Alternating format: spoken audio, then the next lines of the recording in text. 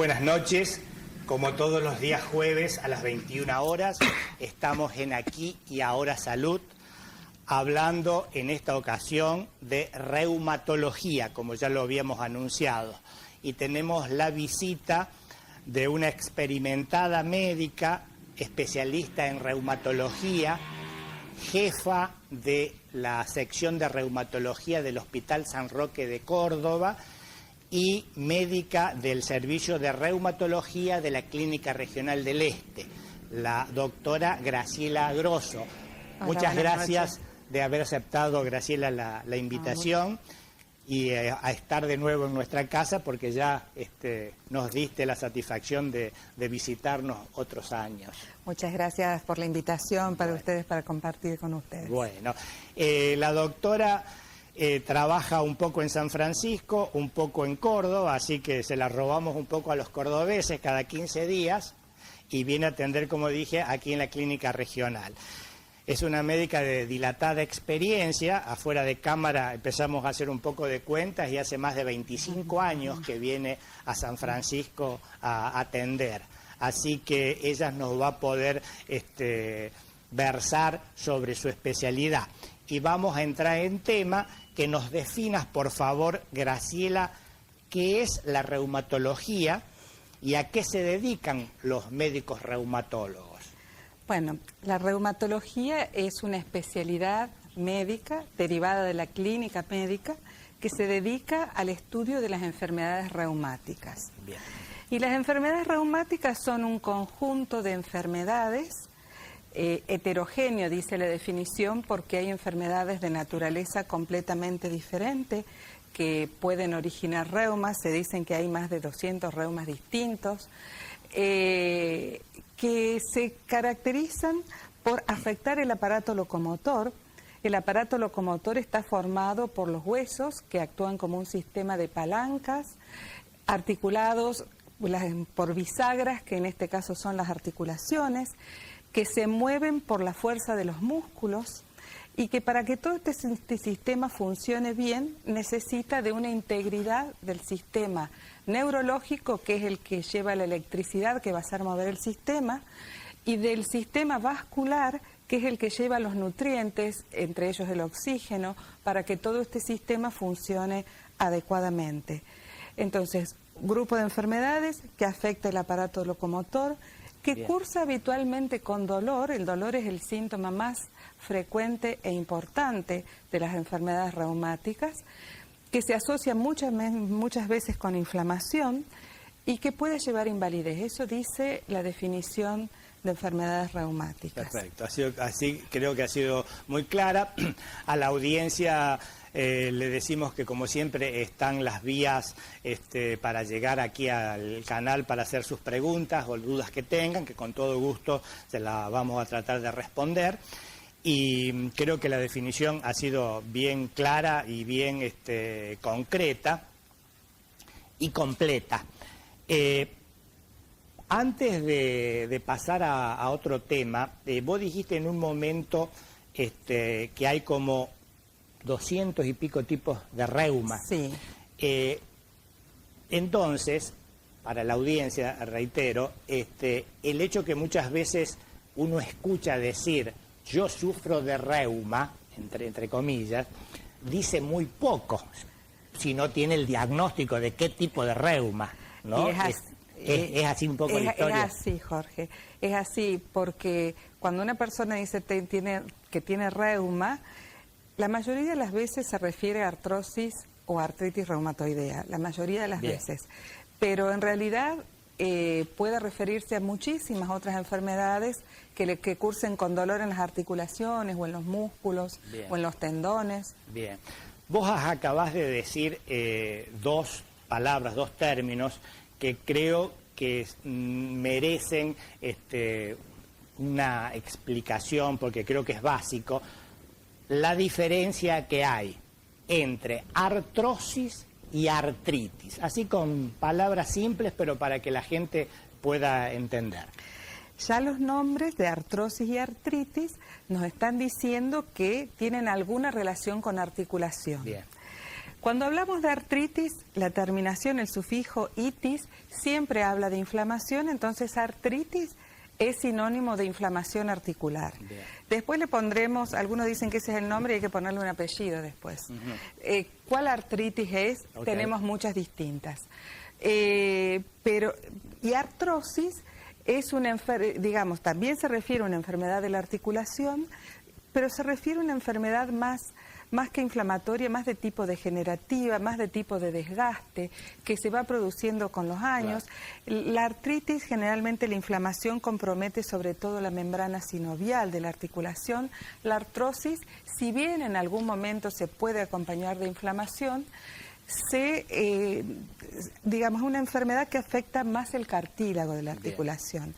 Como hablábamos hace un rato, para toda la gente que les gusta buscar información por internet, vamos a recordar que el término de artrosis en inglés es osteoartritis y no todas las traducciones de esos artículos en inglés hablan de artrosis, sino que muchas veces también usan el término osteoartritis, que nosotros en castellano también podemos usar, pero se confunde a veces y la información que la gente que busca por internet puede encontrar traducciones inadecuadas en las cuales lean como artritis mucha información que se refiere en realidad a artrosis.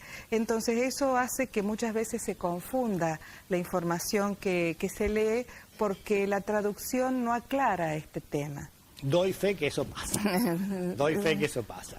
Bien, Graciela, siempre nosotros acá que orientamos el programa a la información a la comunidad, siempre con la muletilla de que una comunidad informada tiene más chances de estar sana y que una de las pilares de la atención primaria de la salud es la educación sanitaria. Modestamente tratamos de hacer esto desde aquí. Y lo orientamos siempre con la idea de la prevención primaria cuando se puede y si no por lo menos la prevención secundaria.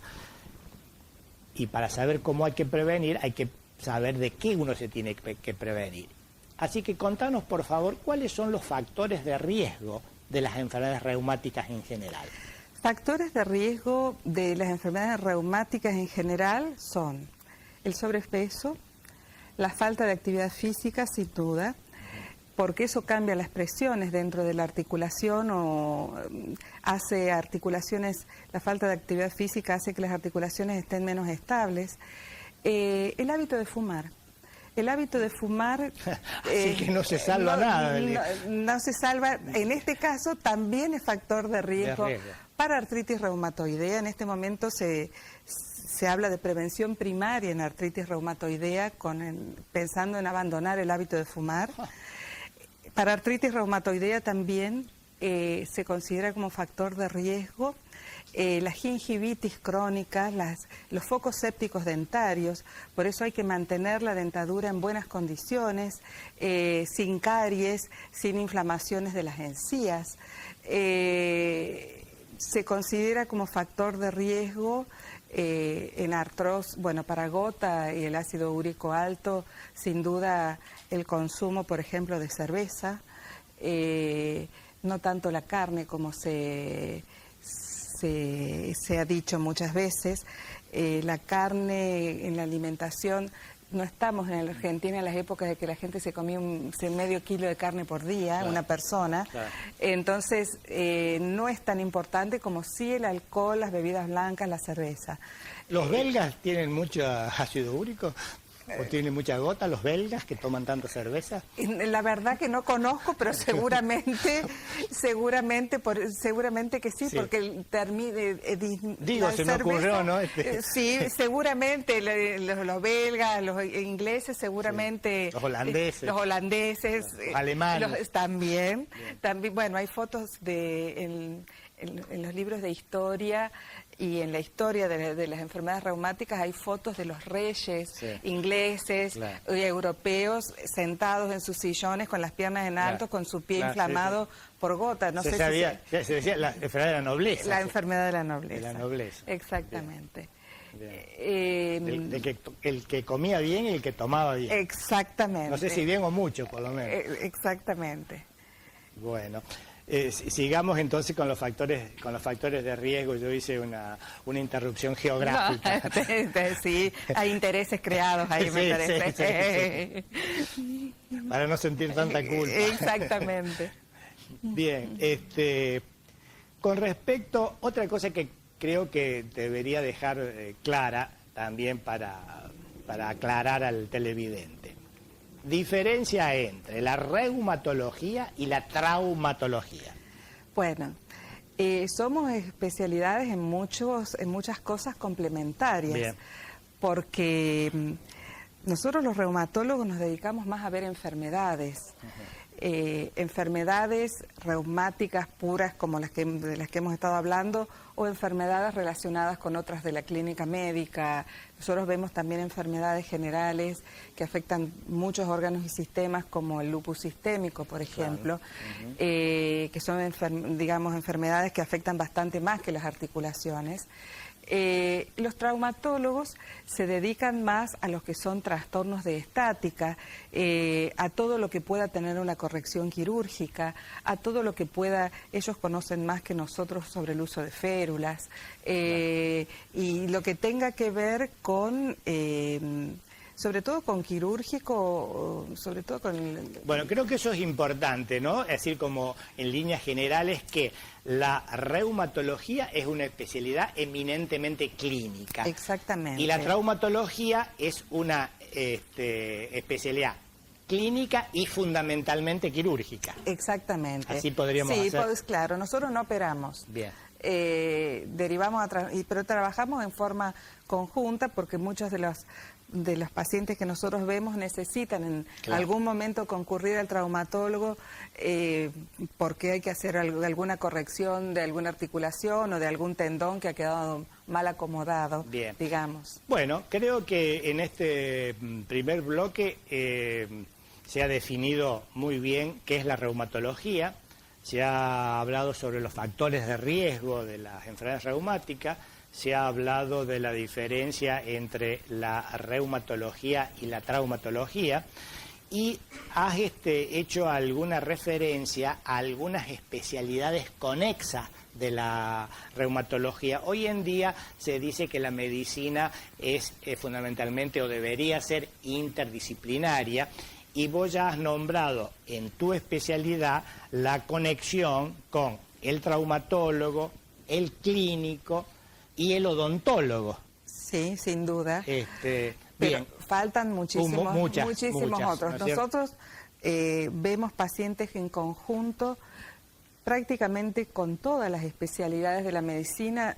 Nosotros tenemos pacientes que ingresan por la terapia intensiva, así que tenemos relación con los intensivistas.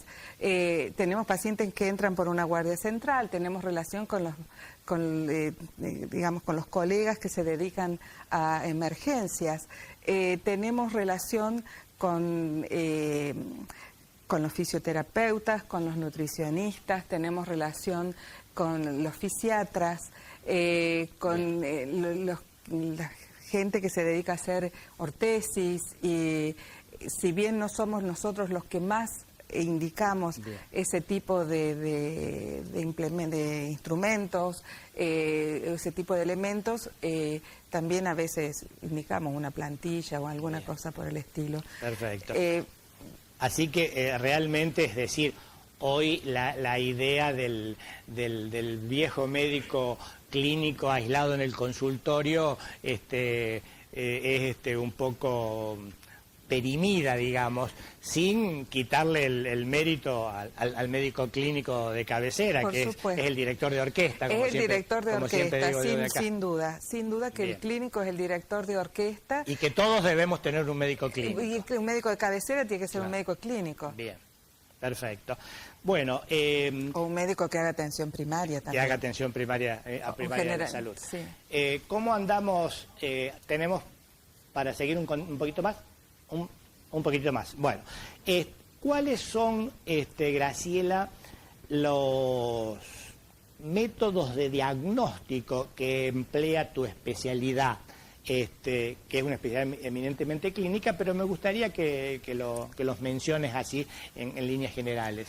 Como estás diciendo, que es una especialidad eminentemente clínica, sin duda lo más importante para hacer el diagnóstico de enfermedad reumática, sin duda es la historia clínica.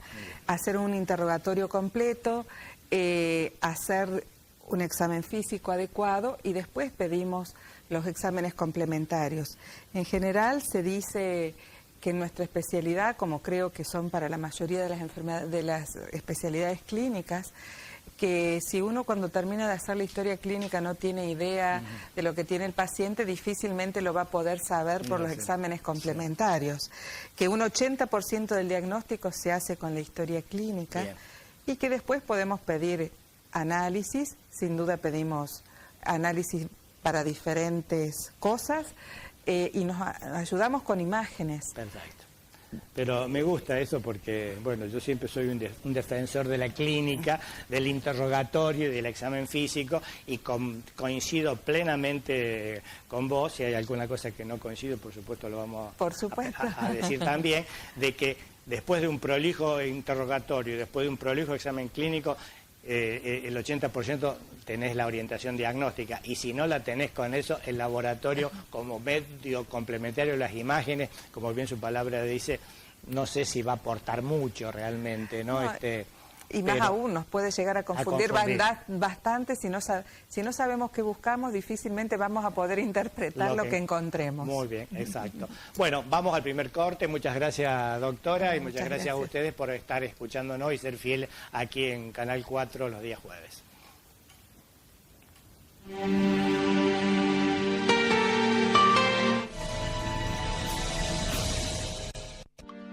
Tu familia merece la mejor cobertura médica. Por eso en Cami Salud tenemos un plan pensado para vos. Cami Salud, la mejor medicina prepaga de la ciudad, con más de 40 años de trayectoria. Solicita asesor comercial vía Facebook. Cami Salud, tu salud en las mejores manos. Si manejas y llevas a tus chicos, hace un clic. Poneles y ponete el cinturón. Es un segundo. Podés salvar su vida y la tuya. Municipalidad de San Francisco. Ignacio García Aresca, Intendente. Para el próximo miércoles vamos a tener la posibilidad de analizar el mecanismo concreto de cómo va a funcionar el proceso electoral de aquí de San Francisco. El miércoles 29 los esperamos en otro ¿A qué hora soy? Cuando vengas a Buenos Aires, te vas a encontrar con un poco de todo el país. Empezando por el obelisco, que lo diseñó un tucumano, hasta el sabor inigualable de estas empanadas sanjuaninas.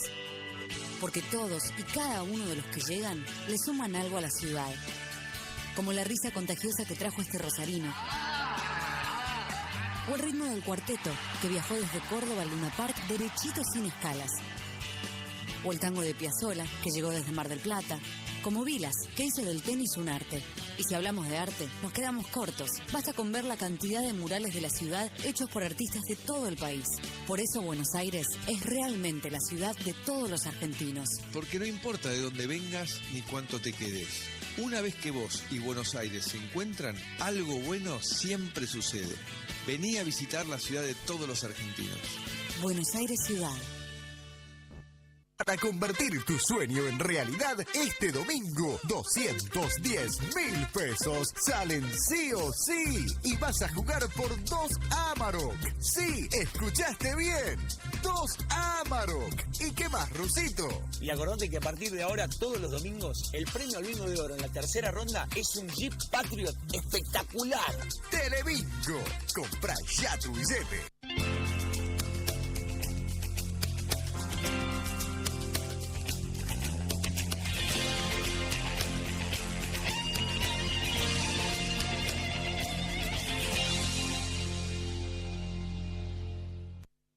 La Municipalidad de Arroyito sigue con la construcción de viviendas para nuestros vecinos. En los próximos días se entregarán 8 viviendas pertenecientes al Plan Casa. En la actualidad se encuentran en ejecución 32 nuevas viviendas. 20 son pertenecientes al Plan Casa y 12 al Plan Casa Social. Estas viviendas son construidas en los 100 lotes que en 2014 esta gestión adquirió y la mano de obra es 100% local. Con estos 32 nuevos planes ya serán 158 las viviendas construidas y entregadas. En el primer semestre de 2015 estamos cumpliendo nuestra palabra, estamos cumpliendo nuestros sueños. Arroyito, ciudad de vecinos. Gestión Mauricio Andrés Cravero.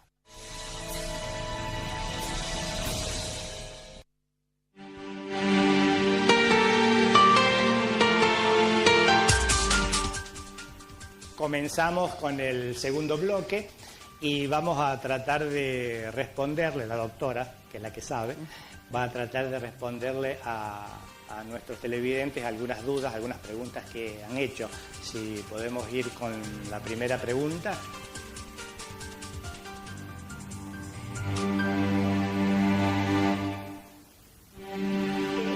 A la doctora, si la artritis, el reuma, ¿qué pasa con la fibromialgia? Si todo es un conjunto de enfermedades, de las tres cosas. Es el problema que afecta también a las fibras y también inflama los huesos. Gracias, Mirta. Bueno, a ver si se le puede contestar a Mirta su duda. Hola Mirta. En realidad cuando está pendiente que vamos a hablar un poquito más en profundidad sobre el tema de fibromialgia en otro momento, pero vamos a decir que la fibromialgia en realidad es un reuma de partes blandas, decimos nosotros, porque si bien pueden doler los huesos, pueden doler las articulaciones, el dolor más importante suele estar en los músculos y en las partes blandas, que tanto de los brazos, de los miembros superiores, de los miembros inferiores, de la espalda, de la zona de la cintura anterior, en la zona anterior del tórax, en el abdomen. Puede haber, en realidad la fibromialgia se caracteriza por dolores generalizados. En algún momento has dicho sí que viene del hueso. En realidad, lo que el paciente que tiene fibromialgia tiene es un aumento muy importante de la sensibilidad al dolor. Siente dolor con estímulos muy chiquitos que a otras personas no le traerían ninguna molestia. Y esto muchas veces, como dolor crónico, se asocia muchas veces con algún grado de depresión o de ansiedad. El dolor se asocia, el dolor prolongado se asocia siempre con esto. Y se asocia también muchas veces con inadecuada actividad física. Decimos inadecuada porque puede ser que algunos pacientes hacen mucha actividad física, a lo mejor más de la que deberían, o hacen una actividad física que no es la adecuada para el tipo de problema que tienen. Entonces, eso es un poco lo de la fibromialgia.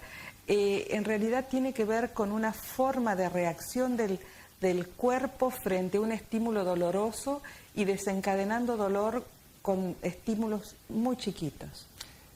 Si te parece, Graciela, en el tercer bloque, si tenemos tiempo, creo que ya podemos tratarlas así con mayor detalle, así a Mirta se va a quedar un poco más contenta porque va a tener más información. Vamos a la segunda pregunta que ha hecho una televidente, así que la escuchamos, por favor. Buenas noches. Quería preguntar a la doctora qué recomienda para una hernia de disco en la cervical. Gracias. Bueno, con respecto a las hernias discales, hay que ver qué localización tienen. En realidad, después de los 40 años, si nos hiciéramos una resonancia, todos los que tenemos más de 40 años, muy probablemente encontremos en la mayoría de nosotros alguna hernia discal. El problema es que la hernia discal puede comprometer la salida de las raíces nerviosas desde la médula vertebral hacia los miembros, y en ese caso puede dar sintomatología muy importante, ya sea de dolor o de incluso de falta de fuerzas, o de adormecimiento, o de hormigueos, o de achicamiento de la pierna o del brazo que esté comprometido, o en algunas zonas de la mano. Me estás preguntando de cervical.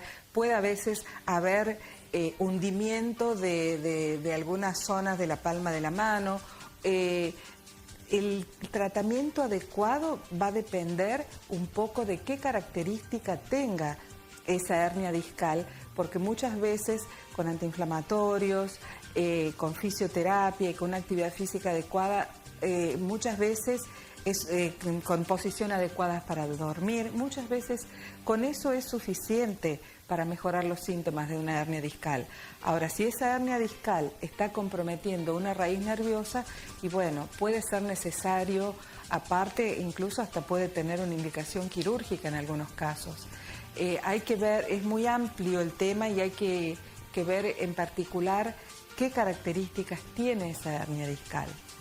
Bien, es decir, no hay enfermedades sino enfermos. Exactamente, y hernia discal es como muy amplio. Claro. La hernia discal puede ser una protrusión que distiende un ligamento y nada más, o puede ser que haya una compresión de la salida de un nervio. Claro, entonces un poco como al televidente masculino, el que preguntó, es decir, orientarlo a que su médico de cabecera lo oriente, ¿no es cierto?, un médico clínico, o si esto es de territorio del que puede solucionarlo un médico reumatólogo, un traumatólogo o un neurocirujano. Exactamente, un neurólogo, sí, exactamente. Todo depende de la clínica que tenga el paciente. Exactamente. Bien, y la tercera, que la podemos decir nosotros de aquí, la vamos a repetir, que la doctora aquí en San Francisco atiende en la Clínica Regional del Este y en Córdoba en el Hospital San Roque.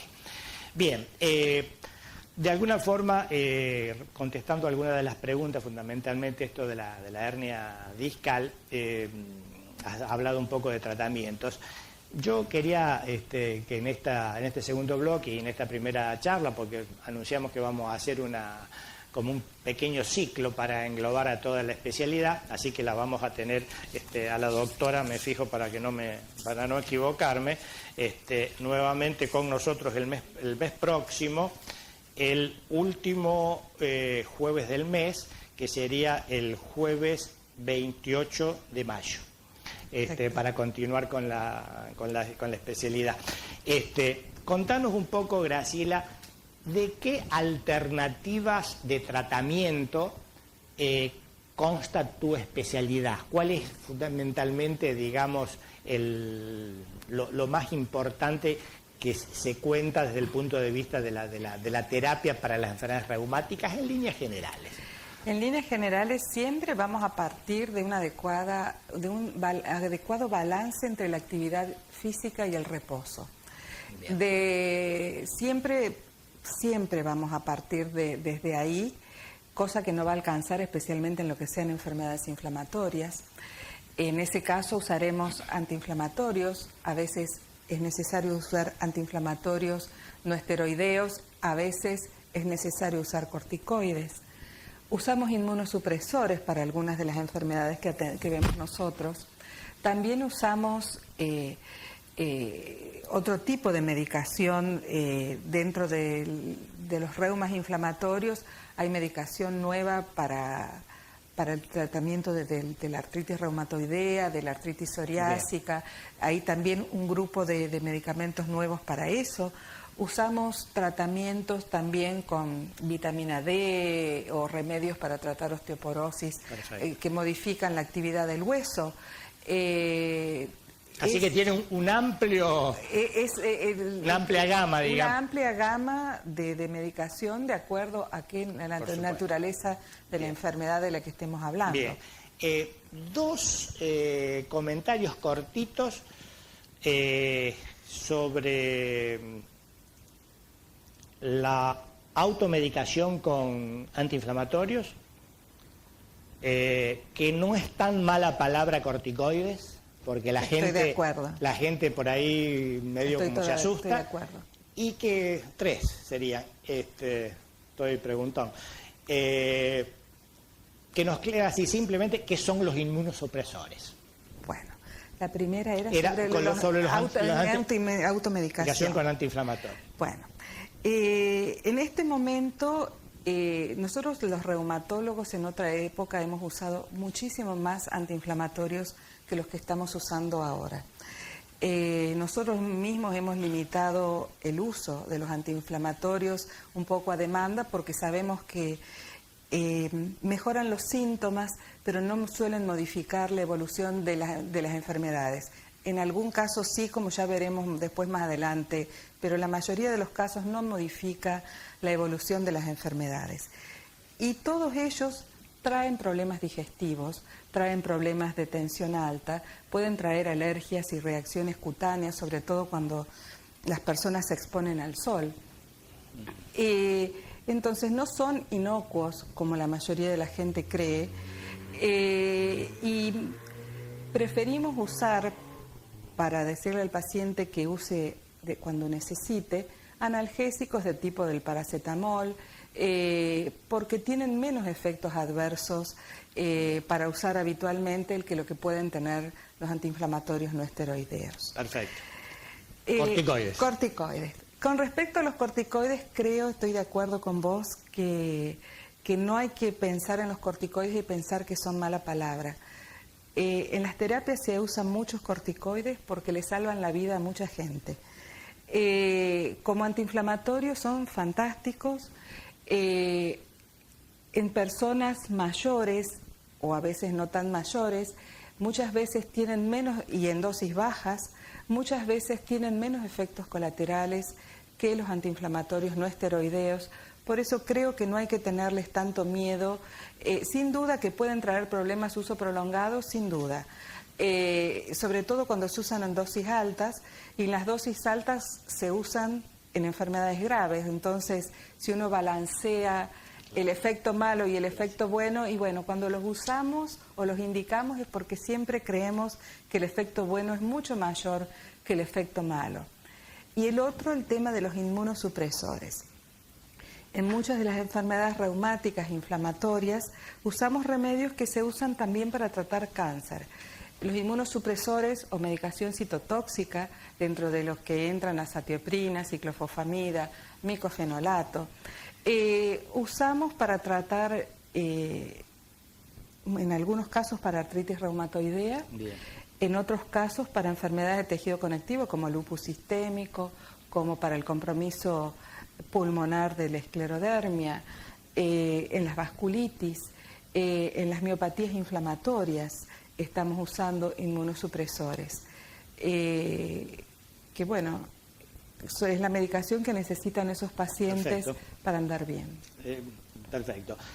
Me gustó lo que dijiste al comienzo de que un tratamiento, para que al televidente le quede bien claro, es regular la dosis reposo-movimiento, es decir, que la actividad física es un tratamiento. La actividad física es un tratamiento. En tu especialidad. Sí, sin duda. La actividad física, la fisioterapia, terapia ocupacional, distintos tipos de actividad física que van desde pilates hasta yoga o una actividad física localizada de acuerdo a, digamos, uno puede modificar un poco la recomendación de acuerdo a qué es lo que tenga el paciente, pero sin duda creo que prácticamente todos los pacientes, y si soy un poco más amplia, yo diría casi todas las personas sanas o enfermas de lo que sea tienen que hacer actividad física adecuada a las posibilidades de cada uno. Bien, bien. Una pregunta dentro del tratamiento, que uno lo ve promocionado en distintos lugares, ya sea desde las compañías de turismo hasta las provincias. Enfermedades reumáticas y baños termales. Bueno, en líneas generales. A mí me parece fantástico porque cuando hablamos de enfermedades reumáticas y hablamos del dolor, el dolor dijimos cuando nos referimos a fibromialgia que también se asocia a un componente emocional muchas veces. e irse de vacaciones y meterse en una pileta con agua caliente, eso produce una relajación mental y física que ayuda a mejorar el dolor. Y sin duda el hecho de estar sumergido en una pileta con agua caliente y facilita el movimiento, disminuye el dolor con el movimiento articular y ayuda, sin duda que ayuda. Bien. Bueno, entonces... Pasarla bien siempre ayuda. Ayuda, perfecto. Bueno, aquí tenemos dos preguntas más de la audiencia. Vamos a tratar de que salgan al aire con este nuevo sistema muy ingenioso de la gente que maneja la parte técnica, que la gente la podemos escuchar directamente. La pregunta sería la número 4, a ver si está la televidente que pueda salir al aire con su pregunta. Hola, soy Sandra, estoy escuchando el programa de reumatología de Aquí Ahora Salud, y como están hablando de las hernias discales y todo lo que es reumatología, quería saber qué gimnasia es la adecuada para la hernia discal entre la cuarta y quinta vértebra dorsal. Muchas gracias. Bueno, volvemos a lo mismo que mencionamos en la otra oportunidad con respecto a la hernia discal, que va a depender de qué tipo de hernia discal estemos hablando, porque puede suceder, Sandra, que en algunos casos, cuando los síntomas son agudos, la recomendación sea que no se haga ninguna actividad física, que la recomendación sea la de hacer reposo. Entonces, todo esto va a depender de en qué momento de la evolución está esa hernia discal y cuáles son los síntomas que esa hernia discal está dando. Es difícil hacer una recomendación general para alguien que tiene una hernia discal sobre qué es lo recomendado en actividad física. Sin duda, aún en los casos que tengan menos síntomas, no podrá ser una actividad física intensa. Si estamos hablando de columna dorsal, no tendrá que ser una actividad física que trabaje demasiado con la rotación de la columna dorsal, pero en algunos casos puede ser que la recomendación sea ninguna actividad física. Bien, quedaría la quinta pregunta y última pregunta, vamos a escucharlo al televidente y después vamos al segundo corte. Quiero saber qué diferencia hay de reuma a artrosis.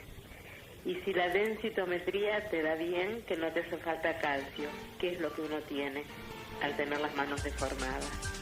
Olga.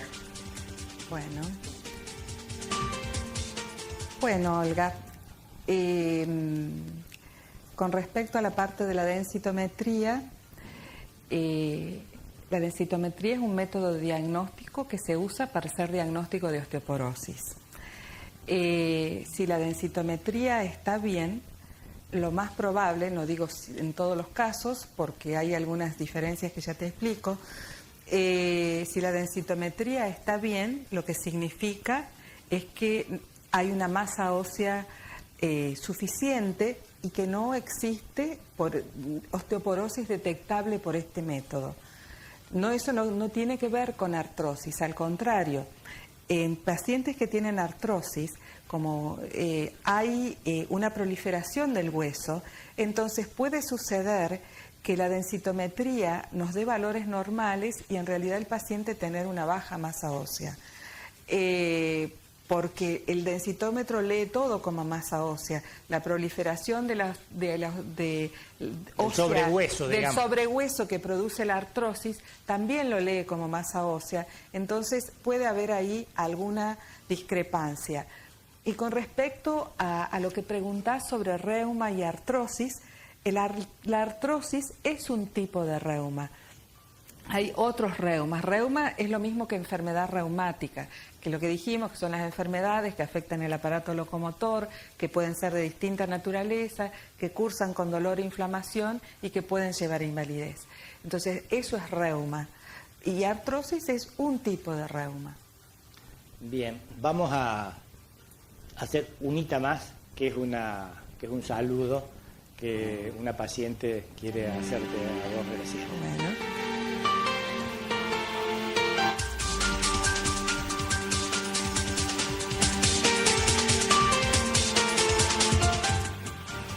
Hola, soy Norma Budiño, paciente de la doctora Grosso. No sé si el programa que están pasando es en vivo.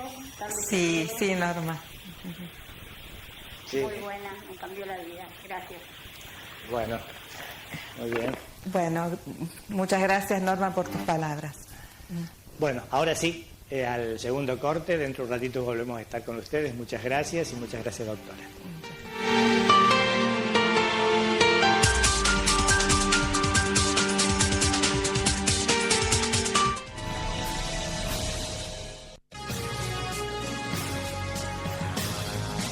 De lunes a viernes a las 20 los invitamos a compartir toda la información de la ciudad acá, en Entre Nosotros, segunda emisión.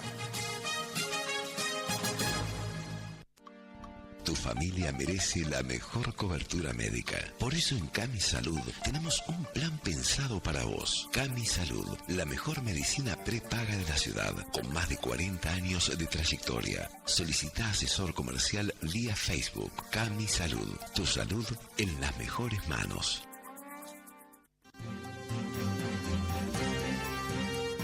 Lo que pasa en la ciudad, lo que sucede en la región, lo compartimos a través de Entre Nosotros, el noticiero en imágenes, de lunes a viernes, 12:30 en la pantalla de Canal 4. Teleclasificados, todos los días por la pantalla del Canal 4 y cada vez más cerca de tu casa. Receptoría de clasificados en Kiosco José III, Roca y Buenos Aires, Kiosco Don Orione, Urquiza 964. Disquería El Milenio, 9 de julio e Interprovincial. Nuevo Telecentro San Francisco, 25 de mayo 2770. Despensa La Esquina, Juan José Paso y Garibaldi. Kiosco Parada 12, Rosario de Santa Fe 1350. Kiosco Tu Punto de Encuentro, 25 de mayo y Garibaldi. Alto, vea, pase. 9 de septiembre 2339. Canal 4, Avenida Libertador Norte 22. Teleclasificados. Efectivos siempre.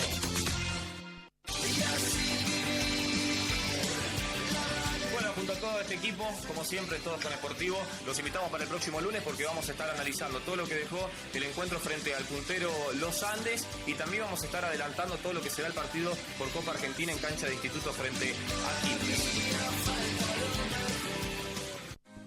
Kevinston. Nueva colección. Kevinston.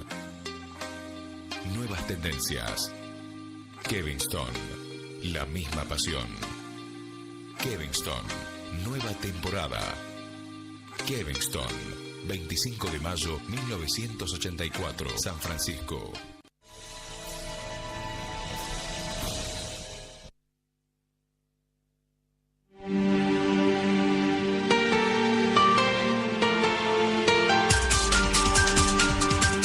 Comenzamos el tercer y último bloque.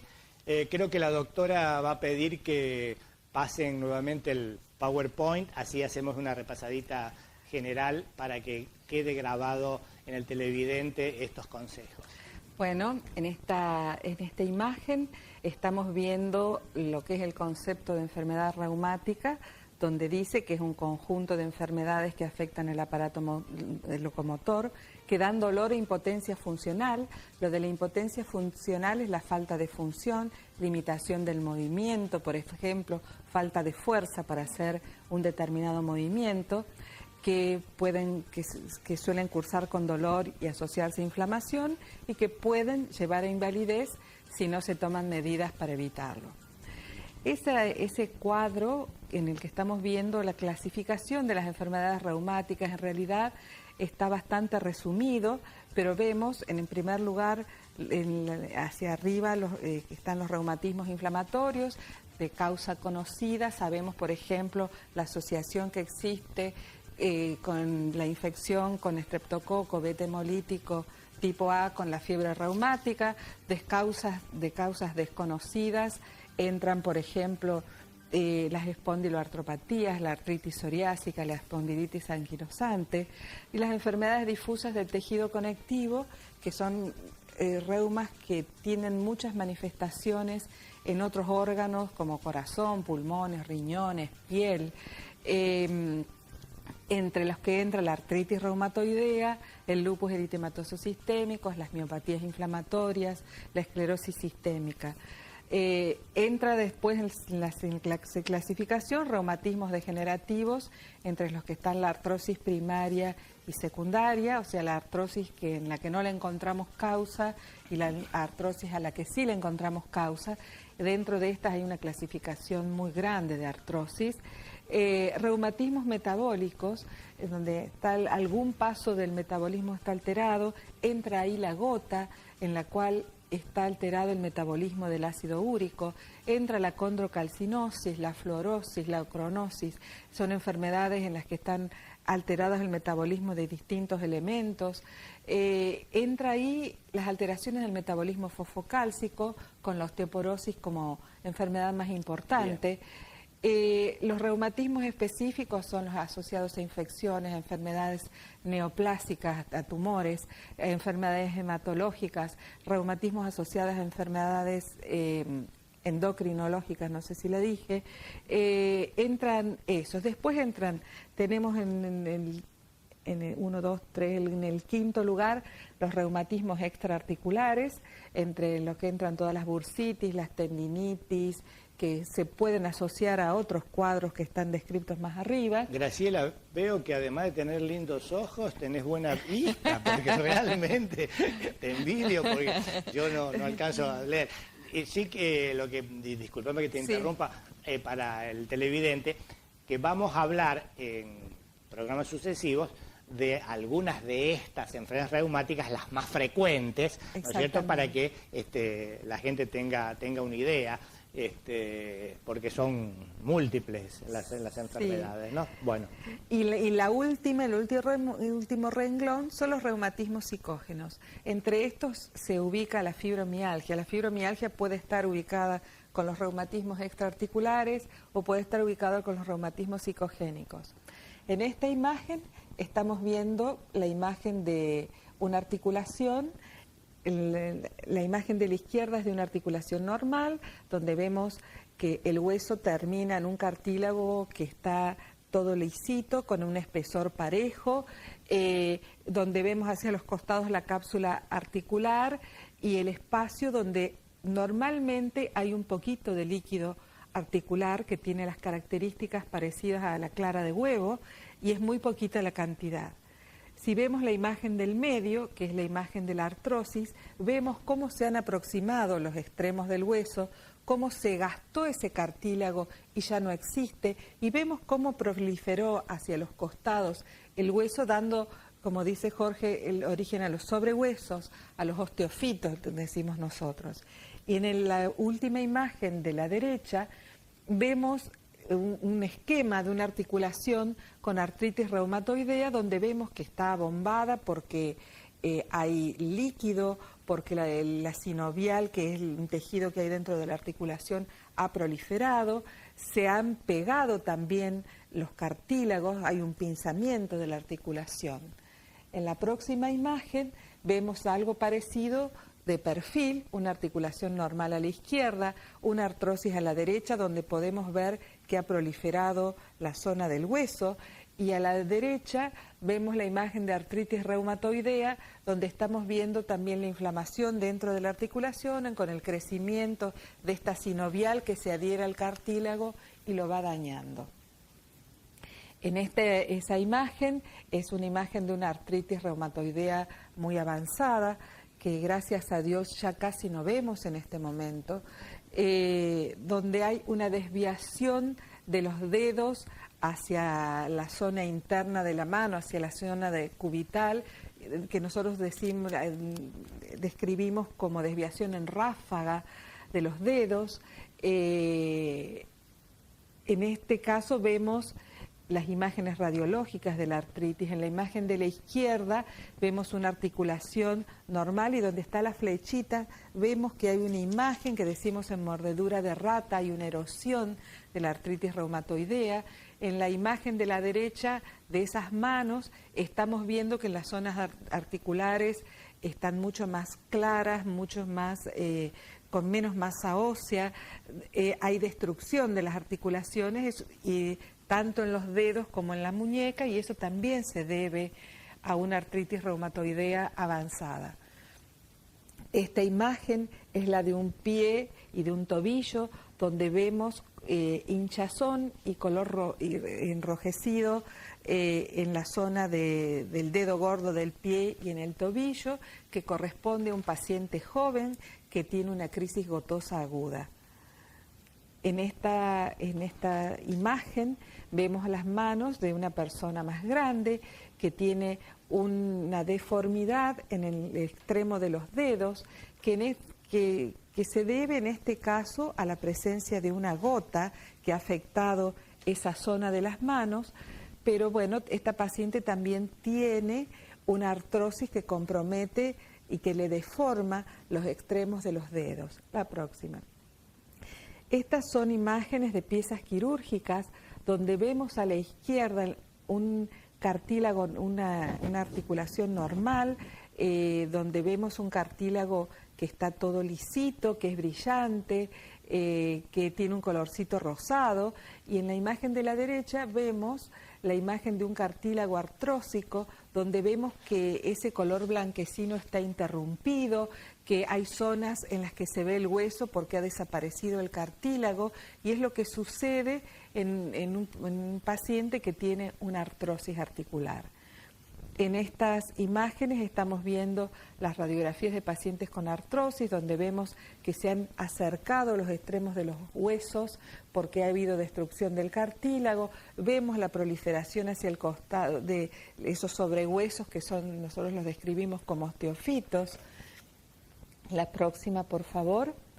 Y estas dos imágenes son para recordar que muchas de las enfermedades reumáticas se acompañan de lesiones en otros órganos. En la imagen de la izquierda estamos viendo el brazo de una persona donde hay lesiones en la piel que son parecen moretoncitos, que son rojizas y que tienen una vasculitis. Y en la imagen de la derecha estamos viendo una radiografía de tórax donde vemos un corazón muy agrandado de una persona que tiene un derrame pericárdico, de una mujer que tiene un lupus eritematoso sistémico. Creo que es la última esa. Bien, claro, ha sido, me gustó el repaso, inclusive con imágenes, siempre la palabra y la imagen más de 1000 palabras, lo típico, pero creo que eso nos ayuda a todos a grabar los conceptos. Graciela, vos hablaste de la fiebre reumática. La fiebre reumática, que por supuesto está mediada por gérmenes, que nosotros sabíamos decir que la fiebre reumática lame las articulaciones y muerde el corazón. Sí, eso sí, hace muchos años. Sí, se ve menos que en otras épocas. Contanos un poco, esa es la impresión mía. Sí, se ve menos, se está volviendo a ver fiebre reumática, quizás con características diferentes con las que tenía antes, con las que veíamos en otras épocas. Claro. Lo que pasa, mayores y menores siguen estando. Siguen estando. Lo que sucede, creo que hay más conciencia entre la población y entre los colegas médicos que una AELO alta no significa tener fiebre reumática. Entonces, antes se hablaba mucho de la fiebre reumática porque cuando a alguien le dolía algo, le pedían una antiestreptolicina. Y en eso muchos de nosotros podemos tenerla alta sin tener, sobre todo los chicos, muchos tienen antiestreptolicinas altas. Los adultos que trabajan con chicos, los docentes de un colegio, por ejemplo, la gente que está en contacto con mucha gente, puede tener antistreptolicinas altas y más aún aquellos que tengan faringitis crónicas. Y eso no significa que tengan la enfermedad y creo que en este momento hay mucha conciencia de que eso no significa estar enfermo. Sí, estaba enfermo de análisis. Estaba enfermo de análisis, exactamente. Y muchos recibieron el tratamiento, la famosa benzetacil muy dolorosa por el análisis. Y mensualmente y por mucho tiempo. Por muchos años, sí, uno lo ha visto. Bien, otra de las imágenes que vos mostraste con esa radiografía con un corazón muy grande, que era por un derrame pericardio, es decir, no era que estaba el músculo cardíaco grande, sino que aparecía grande porque en las serosas que separa, digamos, el corazón, hay una serosa que se llama pericardio, y bueno, ahí se puso el derrame y aparenta fue una cardiomegalia, pero digamos, tributario al derrame pericardio, como vos bien dijiste. La radiografía, la foto que vos mostraste del pie rojo en el dedo gordo y en el talón, nosotros sabíamos ver cuando llegaban los pacientes en el hospital con un zapato y el otro con un zapatillo de la alpargata, entonces le llamábamos el signo de la alpargata, porque no podían calzarse por el dolor, ¿no? Y dicen que hasta está el exquisito el dolor que ni aguantan la sábana que le toque el dedo generalmente, ¿no? El dedo gordo generalmente es una artritis aguda. Y de la artritis reumatoidea, cuando hay esa desviación, digamos, cubital, sabemos llamar, hacer acordar la mano de la foca. Sí, ¿no? Mano de foca.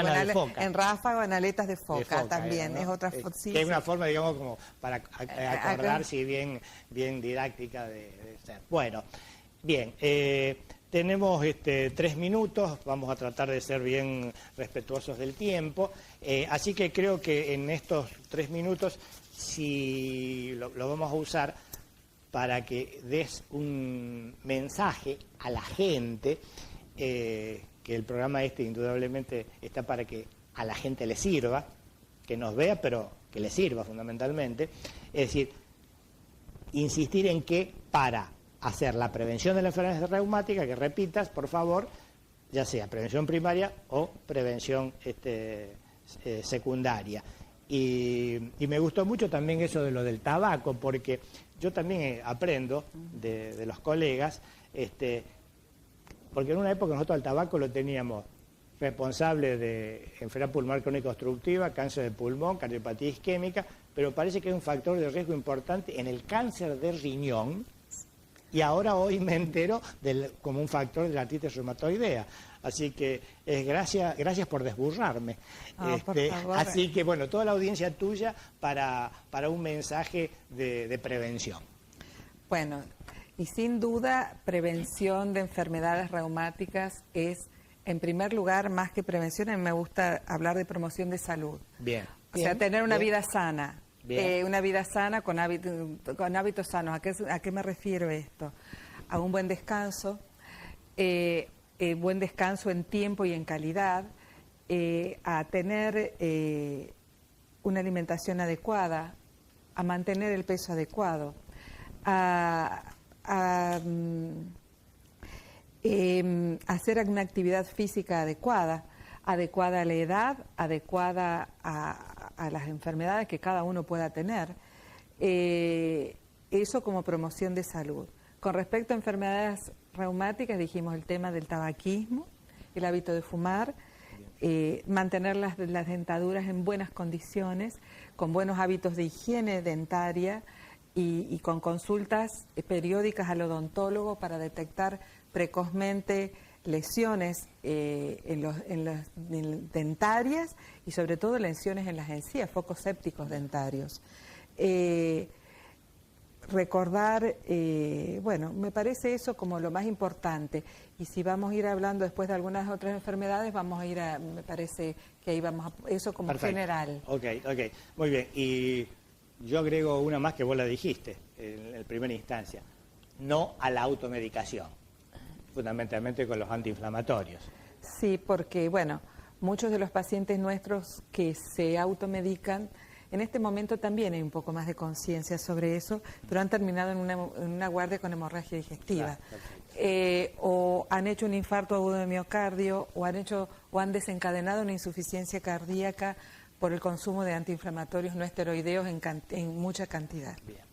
Bien, doctora, muchísimas gracias. Muchas gracias, Jorge. Muchas gracias a ustedes por seguirnos todos los jueves y nos vemos el jueves próximo. Buenas noches.